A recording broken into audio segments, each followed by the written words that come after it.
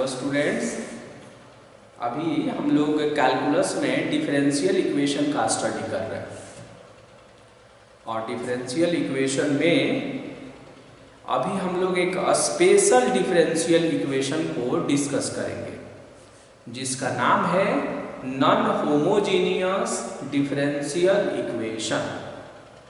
और उसी से रिलेटेड एक प्रॉब्लम को हमने सिलेक्ट भी किया है।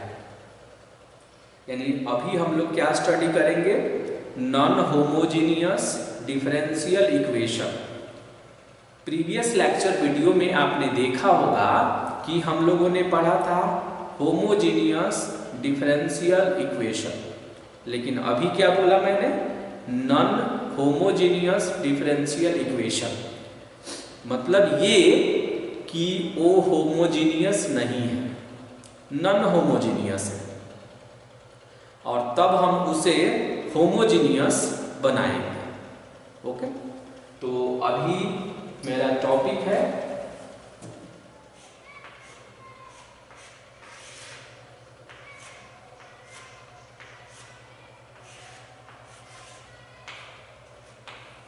Non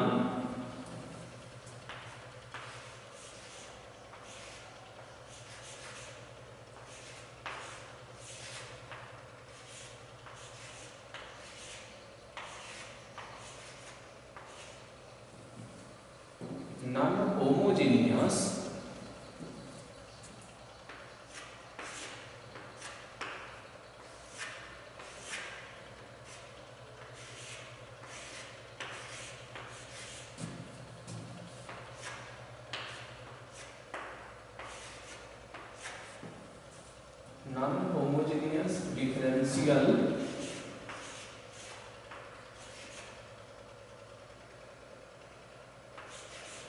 equation. क्या नाम लिखा मैंने, नॉन होमोजेनियस। देखिए होमोजेनियस के पहले नॉन वर्ड लगा हुआ है, non homogeneous differential equation.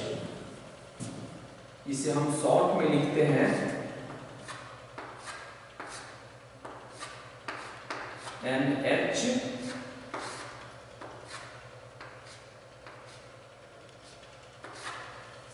NHDE। N means non, H means homogeneous, D means differential और E means equation, यानी non homogeneous differential equation। अब इसका जो वर्किंग रूल है, तो इस प्रॉब्लम के साथ साथ हम लोग उसके वर्किंग रूल को भी डिस्कस करेंगे।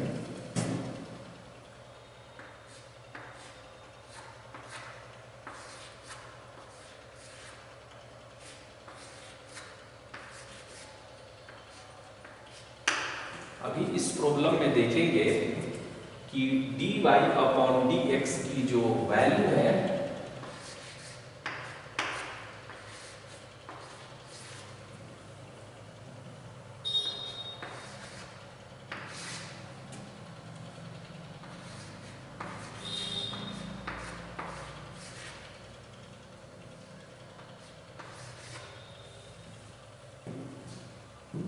ये x plus 2y minus 3 upon 2x plus Y minus 3, ये dy अपॉन dx का वैल्यू।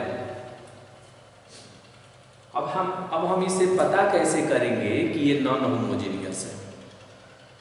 तो आपने देखा होगा प्रीवियस लेक्चर वीडियो में कि इसे fxy मानते थे और x के जगह पर लैम्डा x रखेंगे और y के जगह पर लैम्डा y पुट करेंगे।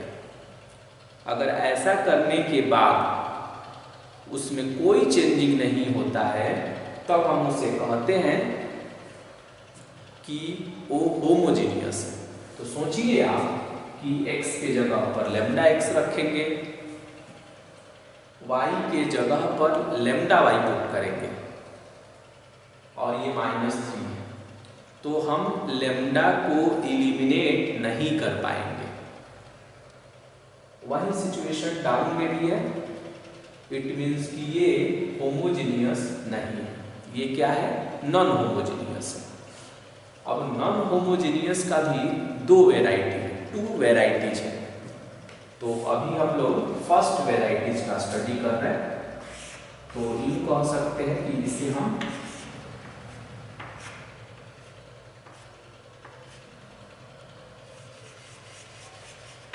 हमने केस फर्स्ट कर दिया। केस फर्स्ट में क्या करना है कि न्यूमरेटर और डिनोमिनेटर में x का कोफिशिएंट चुनिए। तो यहां पर x का कोफिशिएंट कितना है 1 और यहाँ x का कोफिशिएंट 2, तो लिख देंगे 1/2। यहाँ y का कोफिशिएंट 2 और यहाँ y का कोफिशिएंट 1। ये देखना है कि दोनों इक्वल है या नहीं। तो ये दोनों इक्वल नहीं है, 1/2 2/1 के इक्वल नहीं है। तो अगर ये इक्वल नहीं रहेगा, तब उसे कैसे प्रोसीड करेंगे, उसी को अभी हम लोग सीखेंगे। अब आप ये सोच रहे होंगे कि अगर ये इक्वल रहेगा तब क्या करेंगे, वैसे क्वेश्चन को भी हम लोग डिस्कस करेंगे। अभी हम लोग वैसे प्रॉब्लम को डिस्कस कर रहे हैं जिसमें हम लोग ये देख रहे हैं कि x का जो कोफिशिएंट है उसका रेशियो यानी x के गुणांक का अनुपात और y के गुणांक का अनुपात अगर इक्वल नहीं होगा तब हम कैसे प्रोसीड करेंगे उससे। ओके, तब आप क्या करेंगे कि जब ऐसा सिचुएशन रहेगा तब आप इसमें पुटिंग करेंगे।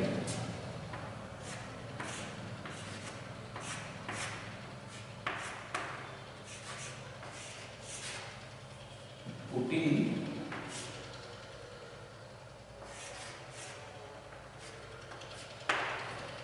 x is equal to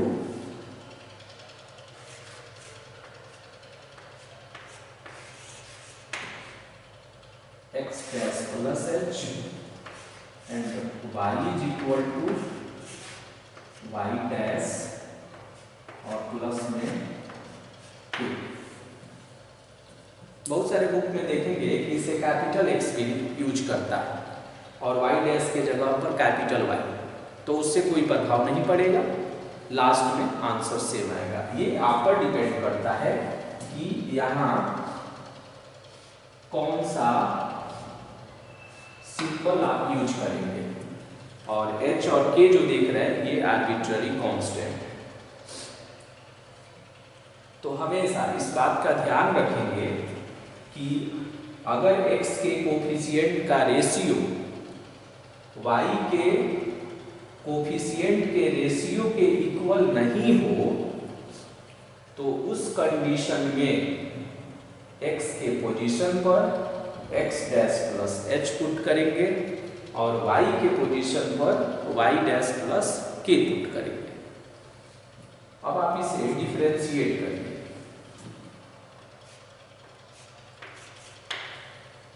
तो डिफरेंशिएट करेंगे तो ये जो देख रहे हैं इसे x डैश के रेस्पेक्ट में डिफरेंशिएट करेंगे।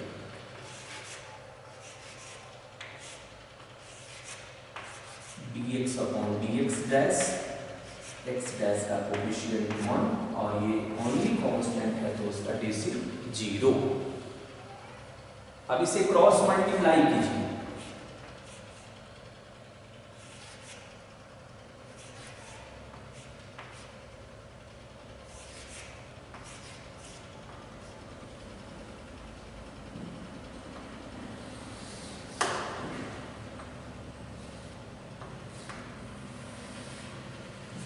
हो जाएगा dx जो है dx डैश के इक्वल हो जाएगा।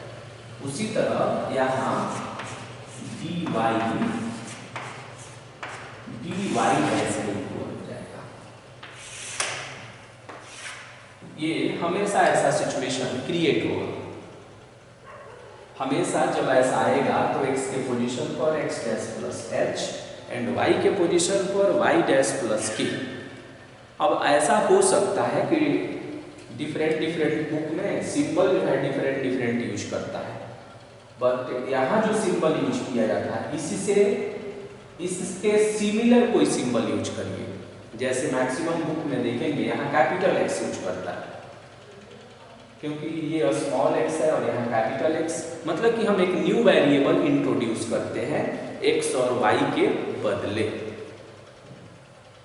जब हम ये कर लेंगे तो ये जो dy अपॉन dx देख रहे हैं ये क्या बनेगा, तब ये बनेगा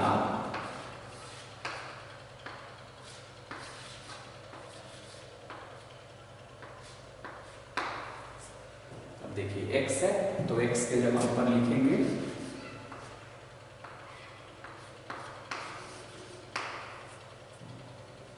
प्लस में है 2y तो 2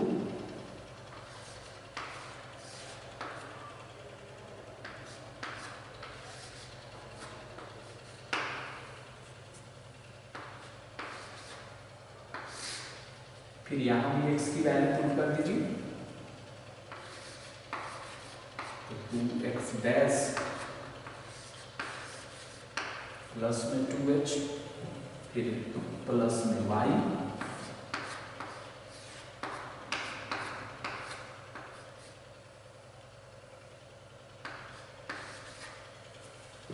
ओके। अब इसे अरेंज करें तो ये आएगा x dash 2y dash plus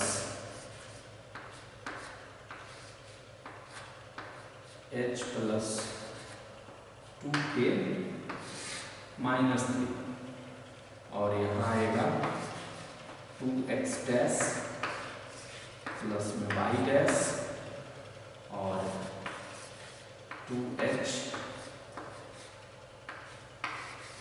plus में k minus 3।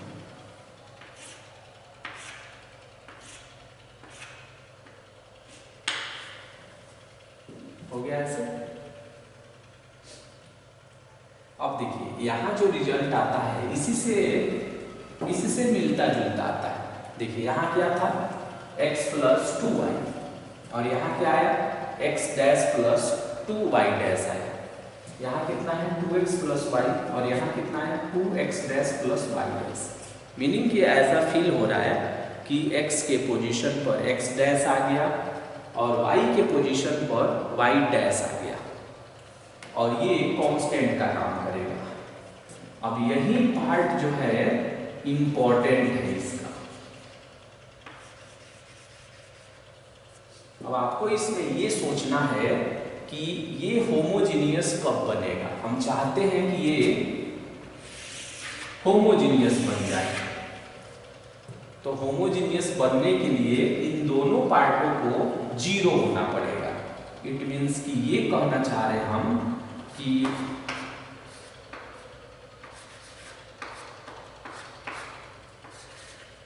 It will be homogeneous.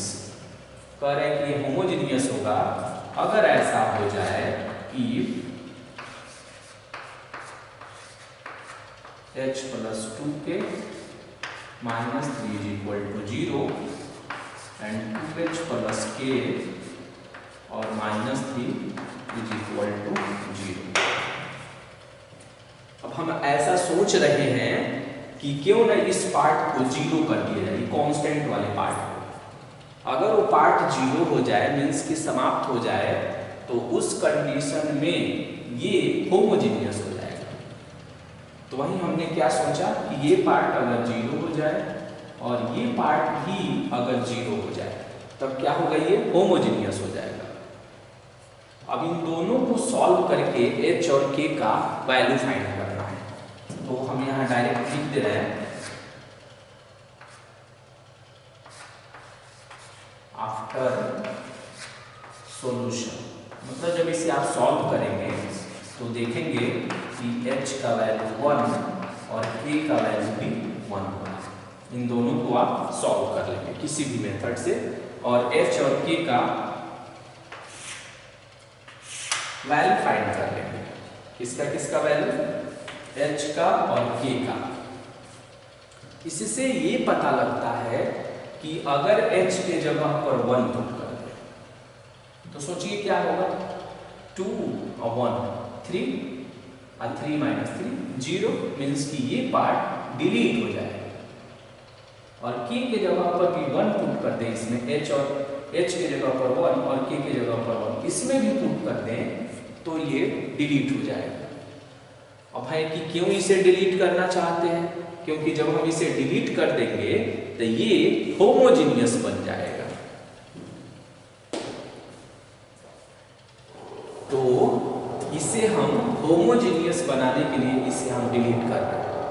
और जब आप डिलीट कर लेंगे तो उस कंडीशन में h और k का वैल्यू फाइंड करके रखे रहेंगे। इसकी भी जरूरत पड़ेगी। कहाँ पड़ेगी ये हम लोग बाद में डिस्कस करते हैं, इसकी भी जरूरत पड़ने वाली है। ओके, जब हम ये वर्क कर लेंगे तब यहां से ये ऐसे हो जाएगा, तब ये बनेगा dy डैश अपॉन में dx dash is equal to, ये आएगा x डैश और प्लस में 2y डैश और upon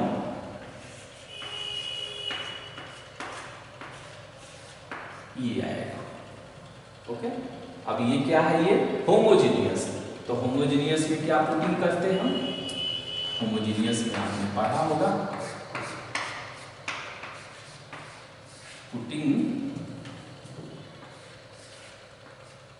y is equal to भी x पुट करते हैं। तो इसमें तो डैश है तो यहाँ डैश कर दीजिए और यहाँ भी डैश कर दीजिए। ये आप लोगों ने ऑलरेडी पढ़ा है कि अगर होमोजीनियस है then y is equal to vx और x is equal to vy का पुटिंग करते हैं। इसे डिफरेंशिएट करिए तो ये आएगा, पहले ऐसे आता था dy upon dx is equal to v plus x into dv upon dx। अब क्या करिए, सब में डैश लगा दीजिए आप, v में डैश नहीं लगाना है। ओके, तो अब बताइए क्या हो जाएगा ये equation, dy dash upon dx dash के जगह पर ये पुट कर देंगे v प्लस और x इंटू x डैश और dv अपॉन dx डैश। और यहाँ क्या होगा,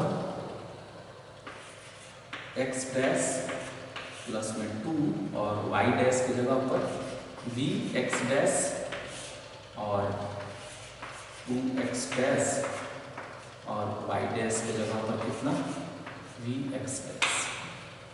यहाँ से x डैश का कॉमन कर लेंगे और कैंसिल कर देंगे तो बताइए कितना होगा, ये हो जाएगा x डैश और dv upon dx dash. x dash का कॉमन कर लीजिए तो क्या होगा 1 प्लस 2v और ये हो जाएगा 2 प्लस v। x डैश का कॉमन करके कैंसिल कर देंगे, प्लस v को ला कर इधर माइनस v कर देंगे।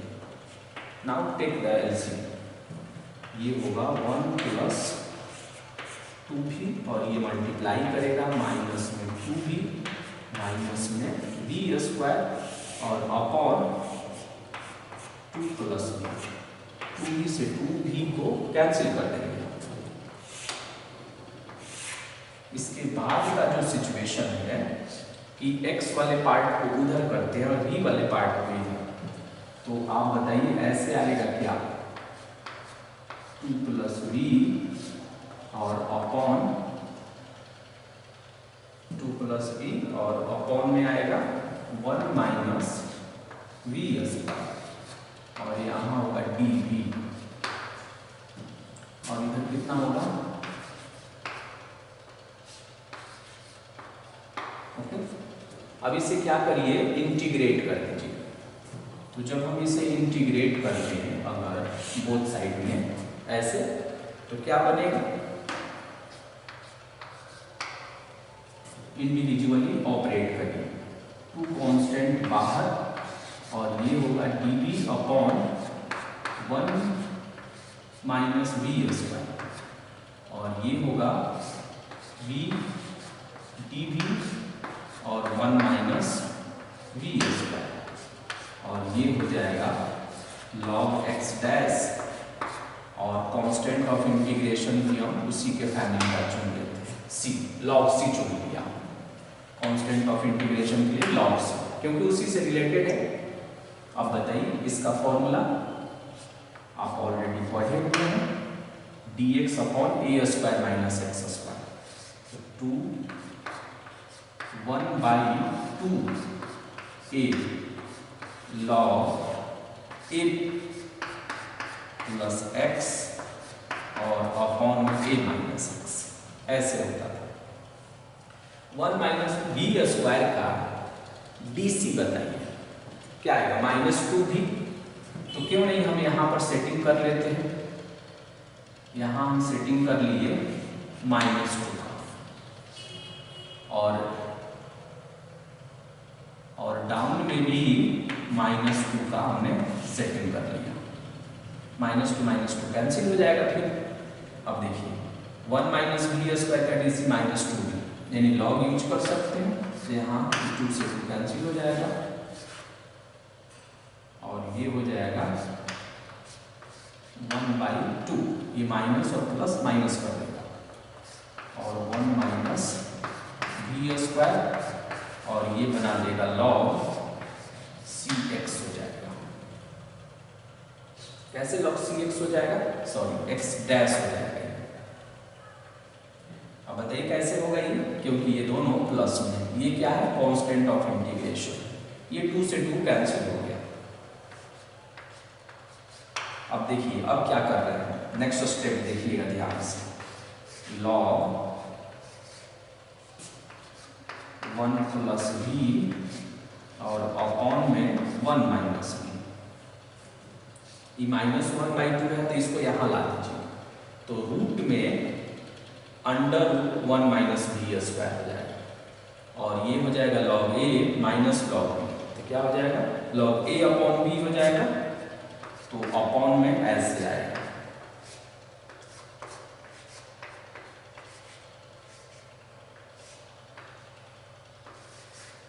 और इधर हो गया log cx। सोचिए यहाँ थोड़ा सा कॉन्सेप्ट यूज किया, पहले हमने 1/2 को रिमूव कर दिया वहां से, तो आप बताइए कि अगर वहां से 1/2 रिमूव कर दें तो log के पहले है, तो 1/2 को वहां से रिमूव करेंगे तो फेस का पावर बनेगा, यानी 1 माइनस वी स्क्वायर का ये पावर बनेगा 1/2, माइनस वैसे ही रहने देंगे, तो 1 माइनस वी स्क्वायर का पावर 1/2, यानी उसी को तो रूट कहते हैं। ओके, अब दोनों साइड से हम log को रिमूव कर देंगे, तो बताइए क्या आएगा, जब हम रिमूव कर देंगे तो ये 1 माइनस वी स्क्वायर है, तो ये 1 प्लस v, और अपॉन में 1 plus v into 1 minus v, root में ही जाएगा ये, तो इसको हम ऐसे भी लिख सकते हैं 1 plus v 1 minus v into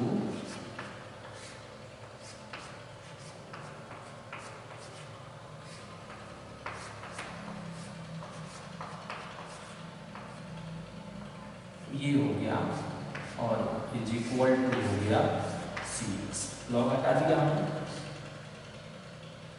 अब 1 माइनस बी, इससे ये कुछ कैंसिल होगा, ये वाला पार्ट इसको कैंसिल करेगा, तो आप देखिए तो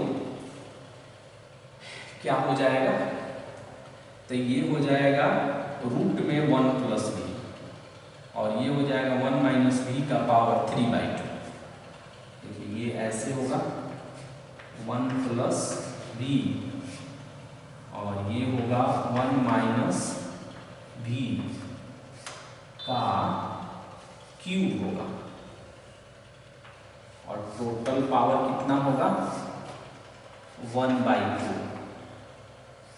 और इधर कितना होगा, इधर होगा CX।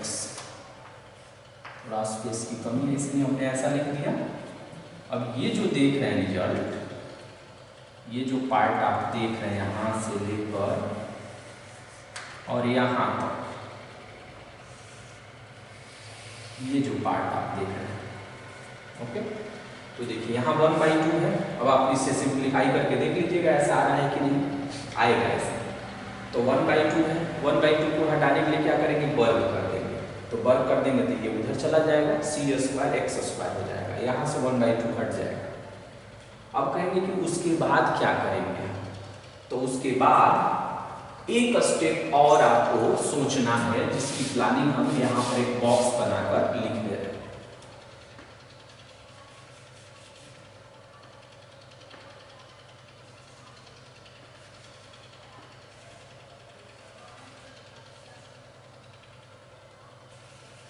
यहाँ पर हमने एक स्पेस लिया और उसी स्पेस में फाइनली हम क्या करेंगे, अब देखिए v का वैल्यू पुट करेंगे। तो v का वैल्यू देखिए आप यहाँ से पुट करिए। तो v का वैल्यू जब पुट करेंगे तो क्या होगा, v की वैल्यू, v का वैल्यू होगा y' और अपॉन में x', ओके। अच्छा, अब है कि y' का वैल्यू पुट करिए। तो y' का वैल्यू यहाँ से निकालिए तो क्या आएगा, y - k, x' का वैल्यू तो x - h आएगा यहाँ से। अब देखिए h और k का वैल्यू कितना है, h का वैल्यू 1 है और k का वैल्यू भी 1 है। तो यहाँ h के जगह पर 1 और k के जगह पर 1, तो क्या हो जाएगा v का वैल्यू, देन v हो जाएगा y - 1 अपॉन x - 1। यानी हम इसमें v के पोजीशन पर y - 1 अपॉन x - 1 इसमें पुट कर देंगे और पुट करने के बाद से जो आएगा वही मेरा फाइनल आंसर होगा, ओके। तो इसमें इससे पहले स्क्वायरिंग कर देंगे आप, और स्क्वायरिंग करने के बाद जो आएगा उसमें v के पोजीशन पर y - 1 अपॉन x - 1 रख देंगे, जो आएगा वही आपका फाइनल आंसर होगा। और ऐसे डिफरेंशियल इक्वेशन को हम क्या बोलते हैं कि non homogeneous differential equation. Actually इसमें करते क्या है कि जब हम ये देखते हैं कि ये नॉन होमोजेनियस है और नॉन होमोजेनियस में भी केस फर्स्ट को रिप्रेजेंट करता है। केस फर्स्ट क्या कहता है कि x के कोफिशिएंट का रेशियो लीजिए, y के कोफिशिएंट का रेशियो लीजिए, और अगर दोनों इक्वल नहीं है तो ऐसे प्रोसीड करिए, ओके। और अगर इक्वल होगा तब कैसे प्रोसीड करेंगे उससे भी हम लोग देखेंगे नेक्स्ट में, ओके। तो हम ऐसे प्रोसीड करते हैं और लास्ट में हम ये सोचते हैं कि क्या किया जाए, इसमें कुछ ऐसा मैजिक किया जाए ताकि ये होमोजीनियस बन जाए। तो उस क्रम में हमने क्या किया, हम ये सोचते हैं कि क्यों ना इस दोनों पार्ट को यहाँ से डिलीट कर दिया जाए। अगर ये दोनों पार्ट डिलीट हो जाएगा देन ये होमोजीनियस हो जाएगा, और जब ये होमोजीनियस होगा, जब ये क्या होगा, होमोजीनियस होगा, तब हम ये सब्स्टिट्यूशन करते हैं, क्योंकि ऑलरेडी हम लोग जानते हैं कि होमोजीनियस में ये सब्स्टिट्यूशन करते हैं। और लास्ट में इसे सिंप्लीफाई करते हैं, और सिंप्लीफाई करने के बाद v का वैल्यू पुट कर देते हैं। तो आप क्या करेंगे, v का वैल्यू y - 1 अपॉन x - 1 इसमें पुट करेंगे स्क्वायरिंग करने के बाद, और तब मुझे बताएंगे कि इसका फाइनल आंसर कितना है।